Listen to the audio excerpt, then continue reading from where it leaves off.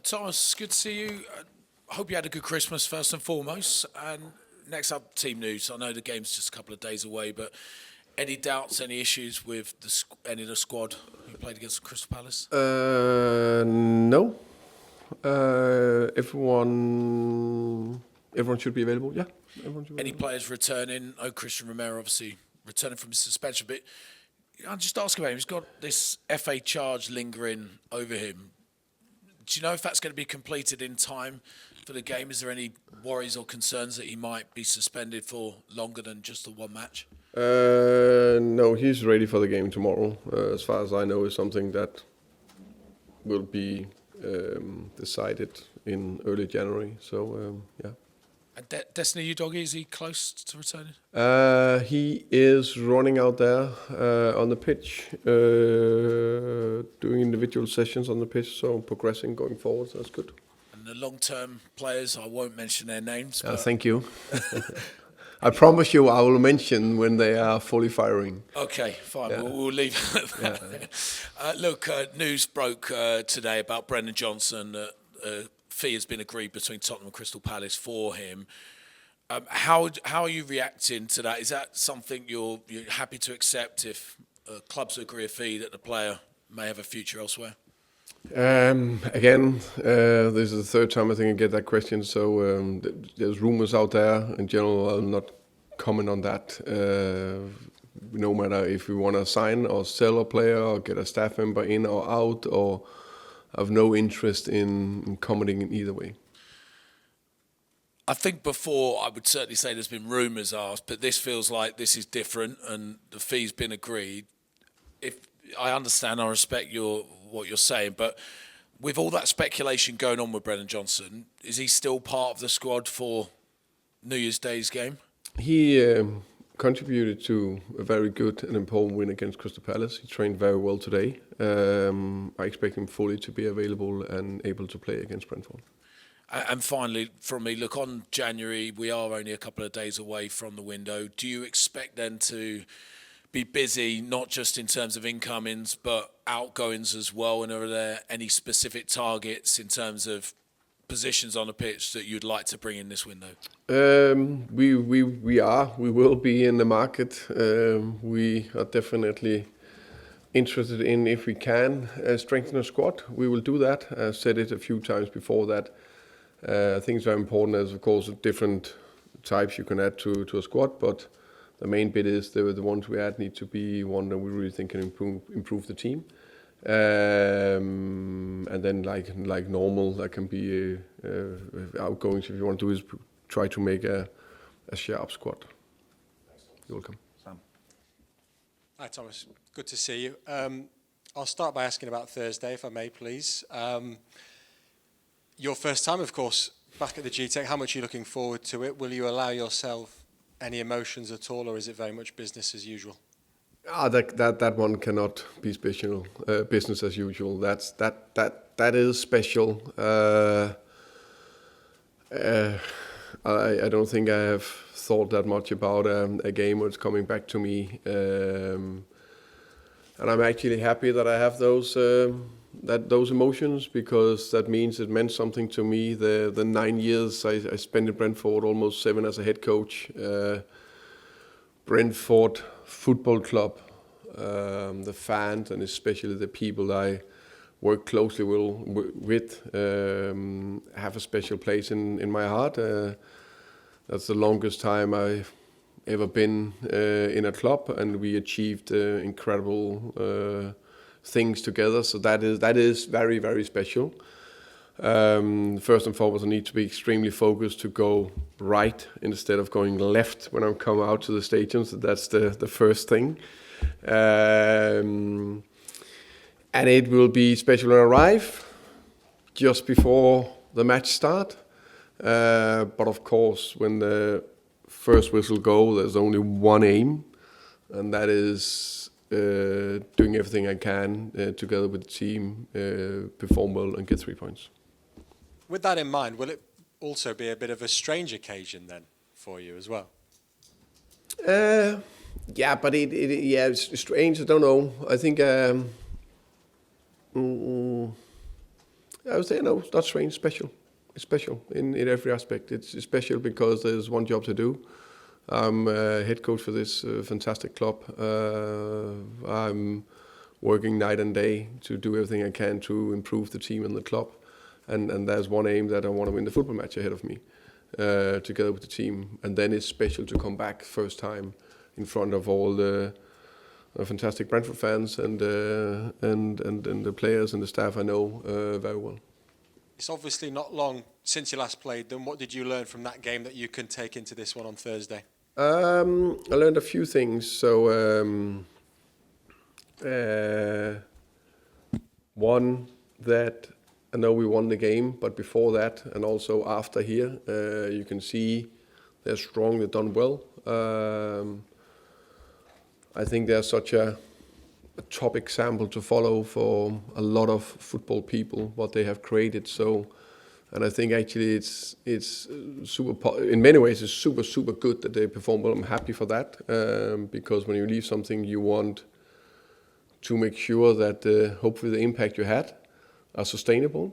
So the bit we built together, me and a lot of other people together, it's not only about me, build a very strong culture, very strong organization, very strong structure, so they could hire from within an unexperienced head coach, but a good person, good football, knowledgeable person in Keith, and good leadership skills. Carry on with a lot of other good people in the organization. So it basically take me, 4 staff members, something like that, 4 key players, and they are still performing in the most competitive league in the world. That is very, very remarkable. That's unbelievable. And it's a bit like that I, on the flip side, want to create here in Tottenham. Something unbelievable, strong culture, strong organization, strong structure. So no matter what things happen, we are strong and stable. Can be strong and stable and consistent. You have a real chance to create something magical. And that's the aim. What I want to do again here in Tottenham, and that's what they have done very well. George. Thomas, hello.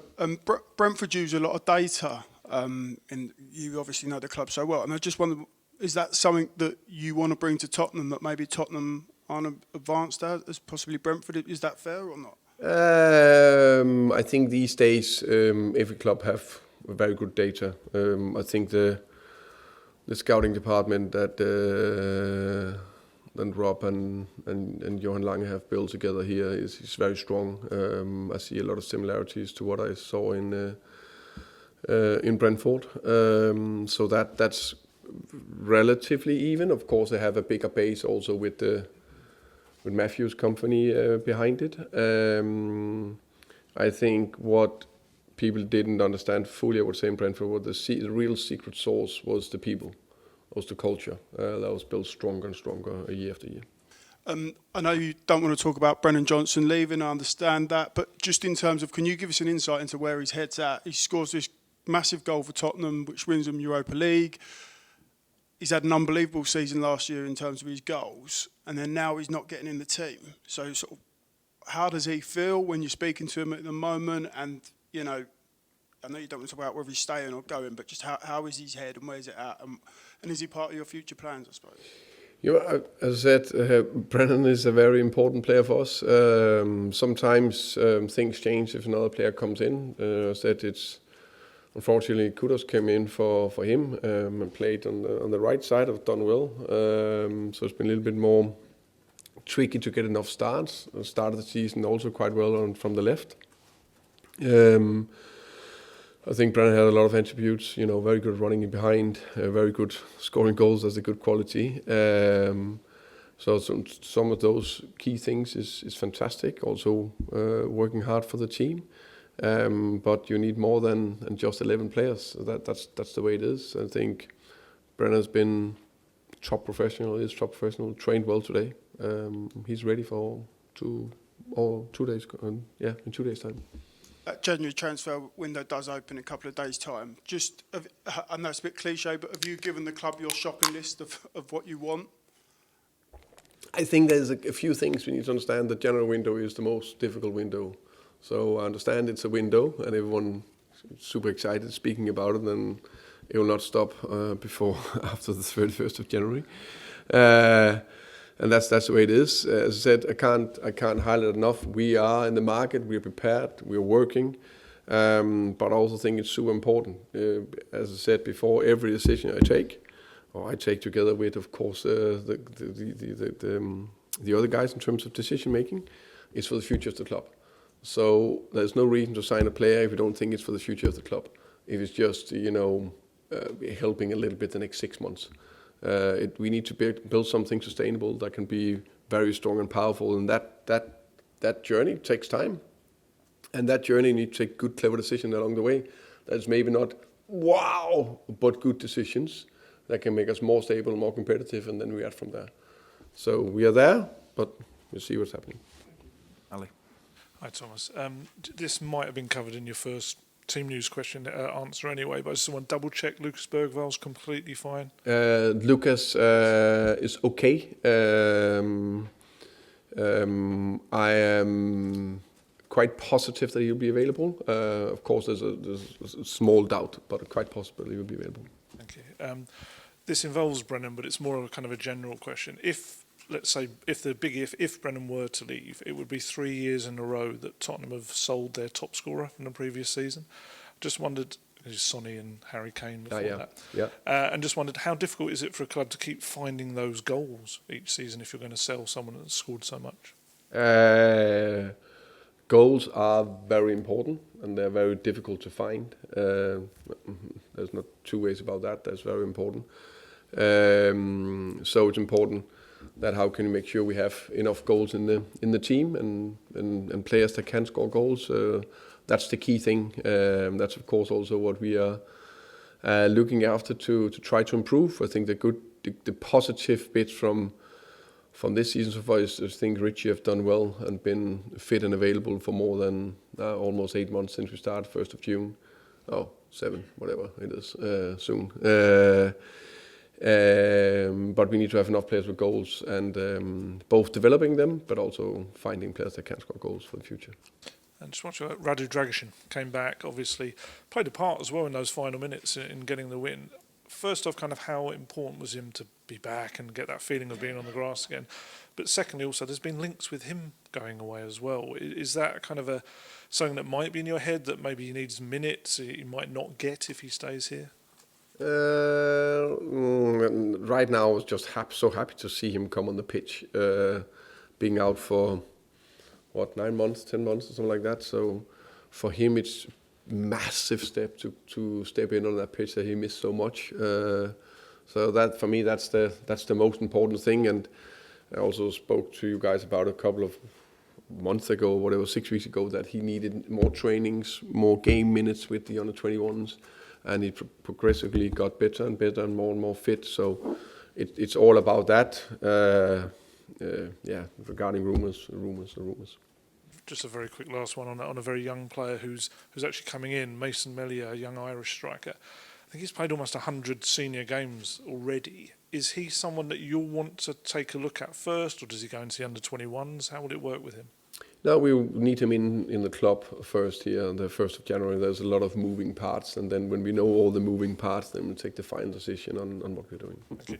I finish with Jack, please.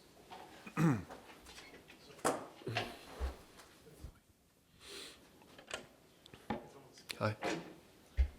In 2025, Tottenham have played 37 Premier League games and only won 11 of them. What's your assessment of that record? Probably not the greatest record. Isn't that fair to say?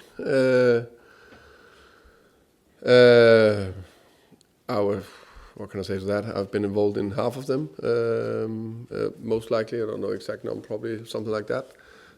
So that's the bit I can assess. I think for a club of Tottenham's stature, we need to win more than 11 out of 37 games at the stage itself. I also said from the beginning I came in, it's part of a longer journey. There's not a quick fix, and we are doing everything we can to improve things, make sure things get better bit by bit. Alongside, we are also playing Champions League, which we're very happy with. And that's where we are aiming to be every year if possible. So yeah. What, in your view, is the path or the plan to winning more games more often in 2026? I think slowly, bit by bit, adding those layers, so we are, how can you say, competitive in the games. For example, where not everything is perfect, which I think was a big step against Crystal Palace. I think it was a beautiful, ugly win to go away to a very difficult away ground and winning 1-0. It's probably not one of the.